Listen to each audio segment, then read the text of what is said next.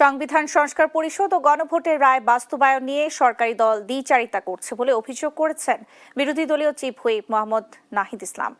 শনিবার বিকেলে নারায়ণগঞ্জে এনসিপির মহানগর কমিটি আয়োজিত সাধারণ সভায় প্রধান অতিথির বক্তব্যে একথা বলেন তিনি।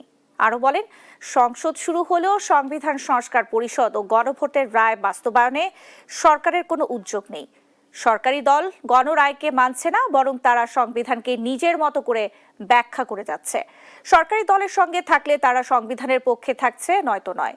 একই রাজনীতি করে আওয়ামী লীগ সংবিধানকে দলীয়করণ করেছিল। এছাড়া ফ্যাসিস্টদের বিচার নিশ্চিত না হওয়া পর্যন্ত দলের নেতাকর্মীদের প্রতিরোধ গড়ে তোলার অবস্থানে থাকার আহ্বান জানান তিনি।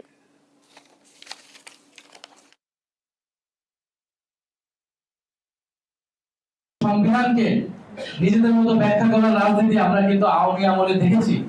আওয়ামী লীগ একইভাবে সংসদকে কব্জা করে সংবিধানকে দলীয়করণ করেছে, সংবিধানকে নিজেদের মতো ব্যাখ্যা করেছে। এই একই কাজ এখনকার যারা সরকার দল তাদের মধ্যেও আমরা এই প্রবণতা দেখতে পাচ্ছি। ফলে যদি সেই প্রবণতা তাদের মধ্যে থাকে, জনগণ তাদের রায় আবারও রাজপথে জানান দিবে।